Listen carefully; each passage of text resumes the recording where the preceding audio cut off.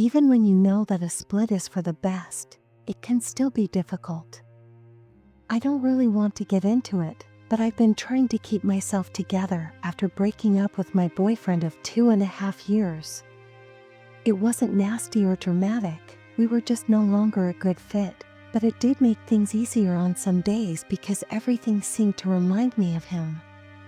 Playing pool together was one of the things I missed the most about us. I'm a pretty decent player, definitely better than average, but on his best days, my ex was amazing. He could pull off trick shots like it was nothing, 1 rail 2 rail banks kicks combinations. I'd been forcing myself to stick to no contact, telling myself that it was the healthiest way for us both to move on. It was difficult, but really difficult. He was probably even learning how to make a typical mess. We each had pool tables at home, but since we were young, it wasn't exactly ideal to spend every night indoors. When we did go out, we always made sure that the place we went to had pool tables. We didn't like packed bars with long tables and yelling customers, so the places we went to were usually quieter and drew older crowds. Our favorite spots were dive bars with sticky floors and worn-out, scratched tables. Obviously, you can't expect to find a regulation table in pristine condition at any bar, but the dive bars were definitely a better shout than rowdy college bars. We were usually the youngest people there, but we didn't care at that point in our relationship. We had grown somewhat bored of the typical college let's get plastered every night mentality. Plus, even though I'm kind of shy, my ex was pretty charismatic and would get along with anyone. Us not being total newbies, that pool didn't hurt either.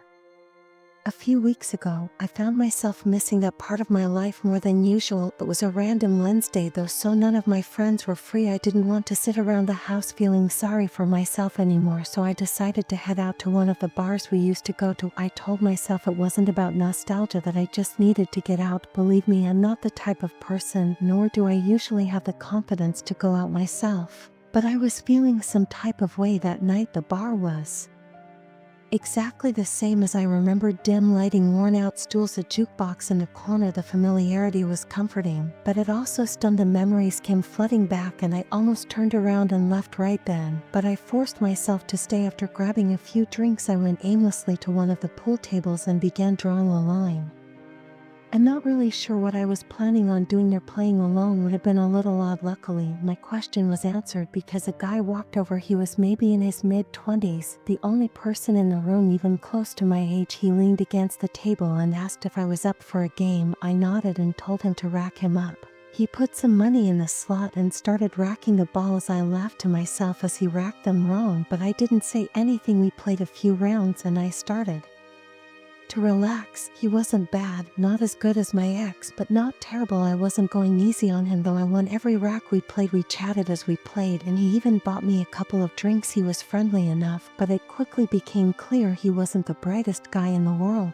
I like sharp and quick-witted guys who can hold their own in a conversation. This guy not so much. Still, I didn't mind. It felt good to just play and talk and not overthink things. For once I was having a good time. After the fourth game, he popped the question asking if I wanted to go back to his place. The question caught me off guard, but I guess I couldn't have been too shocked. I froze for a second before shaking my head. I tried to make it playful, saying he'd need a second date for that. In all honesty, I just didn't want to move so quickly. I guess I wouldn't have been totally opposed to taking things further with him, but a random Wednesday night wasn't the time for that. I guess I didn't do a good job turning him down though, because his entire demeanor changed. His smile dropped and he literally started scowling at me. I was not prepared for what happened next. He said, "Are you serious?" and grabbed my wrist, saying something about spending all that money on those drinks. Before I could respond, he snatched my purse too. I had never been in a situation like that, so instead of screaming or fighting, I just kind of froze up. Even though we were in a public place, I was still terrified. Luckily, a couple of older guys at the bar noticed what was happening and stepped in. I'm honestly not sure what I would have done had they not. One of them told the guy to let me go. The guy glared at me, muted something under his breath, and threw my purse back onto the table before storming right out of the bar. My heart was still racing, and I thanked those guys profusely for helping me out. That was it for me, though. I called an Uber and left the bar, still kind of shocked and trying to process what had just happened. I decided to closed my eyes in the Uber, I must have fallen asleep because the next thing I remember is the Uber driver gently waking me up. We were parked across the street from my house. I think him got out of the car and started walking toward the door. As I rummaged through my bag for my keys, I almost dropped my phone when I impulsively checked it for the first time since leaving the bar and saw the God-all notification AirTag discovered moving with you. My hand began to shake as I dug through my purse, throwing away my wallet and makeup, until my fingers came into contact with something strange. I took it out and stared in shock. There was actually an AirTag in my bag. A wave of panic struck me that was much worse than what I had been feeling before, and I threw it on the ground and stomped on it several times until I was certain it was broken. I suppressed a scream and began breathing heavily. The cold wasn't helping, and I needed to get inside. I looked around frantically, but the street was completely empty. Whoever had planted the AirTag probably knew exactly where I was, even though it might not have been my exact house. The houses on my street are large and spaced out, so he'd definitely be able to narrow it down. I grabbed my purse and ran to the back door, fumbling with the lock before I finally got inside. I slammed the door behind me and locked it, feeling as though my heart might burst. I was safe, but I couldn't stop shaking, so I walked up to my room, wondering how I got myself into this mess. Normally, I'm asleep by 10 and out cold for 9 or 10 hours, but that night, I looked out my bedroom window in the hopes that the scenery would lull me to sleep or something. As I was looking out the window, I noticed an old, beat-up Lincoln Drive slowly passing my house. It wasn't anything out of the ordinary, but it was late for cars to be driving on a residential road, so I knew something was wrong. It passed even slower the second time, as if the driver was scanning the houses, but when it passed the third time, I had no choice but to scream again. It was the guy it had to be trying to find my house. I wanted to contact the police the next time the automobile passed with the driver's side window half down, but I didn't want that guy to realize he was in the proper place. I realized that's absurd, but I was so terrified that I was unable to function normally. The next time the car passed, the driver's hand was hanging out of the window, holding what appeared to be a knife. Instead of driving past, the car stopped in the middle of the road directly across from my house, and I ducked down, my heart pounding a million beats per minute. I waited for what must have been an hour, but it didn't return. The next morning, I told my parents everything, and my dad reprimanded me for not calling the police, but I told him that I was too scared to do so. He then called a friend of his, a police chief, to get advice, and his friend said there wasn't much they could do without more evidence or the car's license plate number, which I couldn't see. His friend advised us to call the police right away if we ever saw that car again, and I didn't leave the house for days. Even now, I'm really afraid that he's waiting somewhere and will see me enter or exit my house again. Maybe the nightmare is over, though, because I haven't seen the car since. My life isn't particularly exciting, but it's comfortable. I'm 40 years old, single, and childless. Some people might find that depressing, but I don't mind because I have a reliable job, a nice home, and no one else to answer to but myself. I work as a bartender at a posh rooftop in a nearby town, serving customers who believe that regular bars are beneath them. Although I don't live close to that degree of luxury, my home is around 20 minutes away in a lovely middle-class neighborhood. Working there does have its advantages. The tips are amazing. People in that area aren't shy about throwing money around, and the rotating crowd keeps things interesting. Since the bar is upscale, we don't have the typical regulars you find in a dive. I like that. I never quite liked how close some customers would get with me, or any other bartender for that matter. Maybe that's just me, though. I like to keep to myself. I should probably mention that my name's Kevin. That'll be important later. It was a Friday night, our busiest night the place was packed as usual with groups of friends clinking glasses, couples on date nights, and a few folks who probably wandered in just to feel important. I always like playing a mental game with my patrons. I try to figure out which ones are pretending to be something they're not. You can tell a lot about people by the way they order a drink. The ones who ask for complicated cocktails are usually trying to impress someone. The ones who order a whiskey neat, they've had a day. I had my eye on a couple at the end of the bar who were down to their last sips of wine. It's always better to offer a refill before they wave you down. I was in my groove mixing drinks and chatting with customers when I noticed someone walk in who definitely looked out of place. I clocked the guy immediately. He was clenching his teeth and scowling like he was. His hair was jet black, uncombed, and sat like a bird's nest on his forehead. He was wearing a faded leather jacket that looked like it had been in use for years, with stains all over it, and a blank black hoodie underneath. But his face was more disturbing than anything else. As I mentioned, he made a beeline for the bar, but instead of sitting down, he just stood there, staring at me. I pondered how he had managed to. Despite the strange vibe he was giving off, I tried to keep my tone neutral as I passed the doorman in the lobby and asked if I could get him something to drink. He didn't immediately respond, which was odd, because he kept glaring at me as if he was about to swing. Finally, he muttered that he wanted a double shot of Jäger, so I nodded, grabbed a glass, and poured the shot.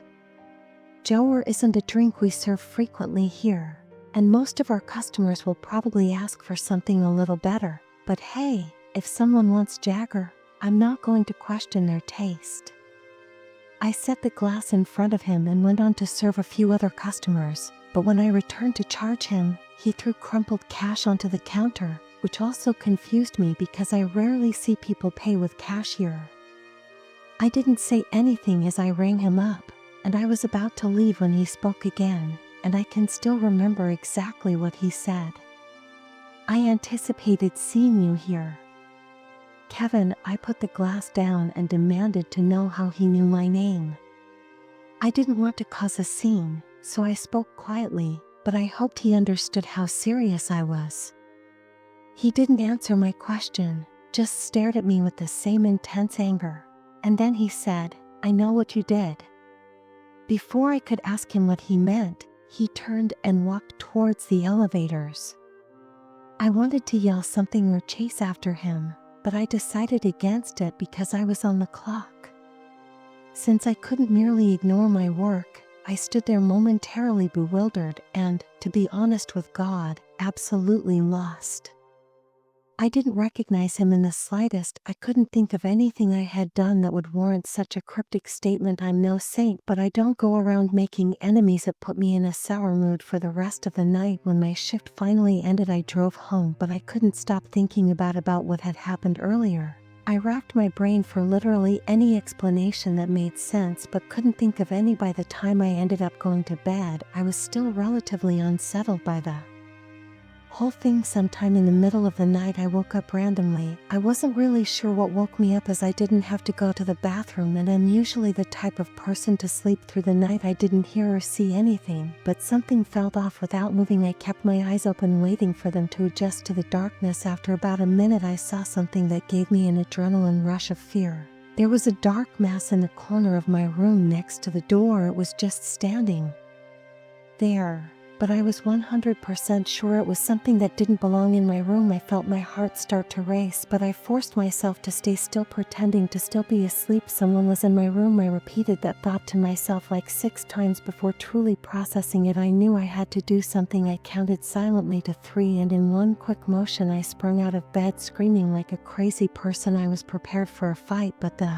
figure didn't come toward me. Instead, he bolted for the door. As he moved, I heard something clatter to the floor. I chased after him through my house, but by the time I reached the front door, it was wide open and whoever had been in my room was gone. I wanted to run out into the yard to look for him, but I was worried that I'd be walking directly into a trap. Instead, I made what I still think is the smart decision and slammed the door shut and locked it. I thought back to the clatter I had heard earlier in my room. I walked back to my bedroom, turned on the light, and froze in the corner of the room. There was a knife just laying there on the floor. It was one of mine, taken from the kitchen. I felt sick. Whoever I had just chased was planning to hurt me. possibly kill me. I called the police right after that, and they quickly arrived and searched both my house and my yard, but found nothing. I gave a description of the man from the bar, and the police got the video footage from my bar, but they haven't been able to find him yet because I haven't heard anything. The thing that freaks me out the most is that I know for a fact I had locked all my doors that night. I locked them every night during their search, though the police were never able to figure out how that man entered my house. None of the windows were broken or unlocked, and there was no sign of forced entry to this day. I still have no idea how he got inside. I haven't seen him since, but I would be lying if I said I don't think about this encounter in order to make the narrative make sense. I'll try my best to describe the layout of the bar and restaurant, where I frequently work as a bartender in a suburb just outside of Baltimore.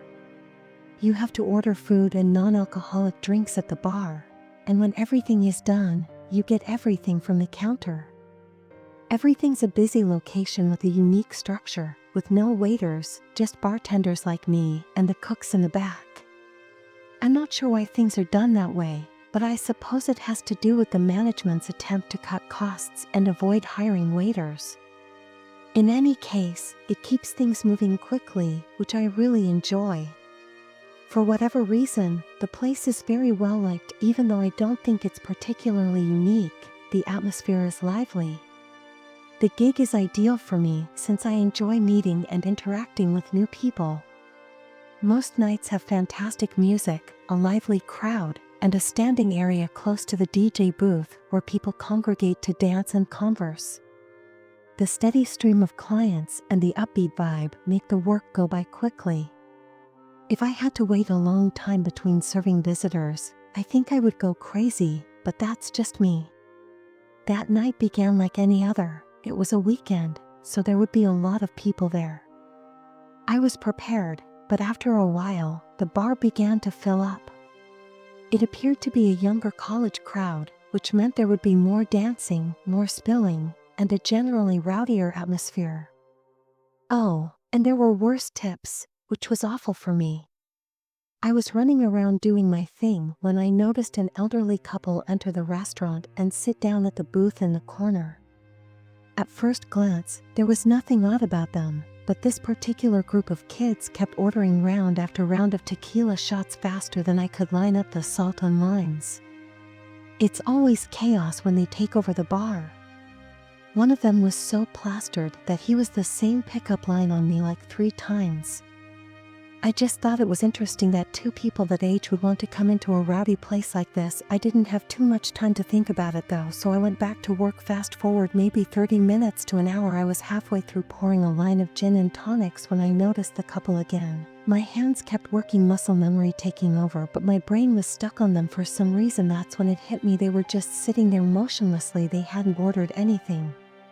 Either no food and definitely not any drinks I would have remembered. I looked a little closer and realized that they weren't even looking at each other. They were both fixated at the wall next to them. From what I could tell, it didn't look like they were talking either. It was the strangest thing. I was beyond curious, but the bar was slant and I had too much to do to spend time wondering about it. I figured they might be waiting for someone or didn't realize how the place worked. Maybe they were waiting for a waiter to take their order. When I finally had a break, I decided to check on them myself. I walked over to the table and put on my most polite. Both of them continued to stare at the wall like statues as I walked up, not even turning to smile at me.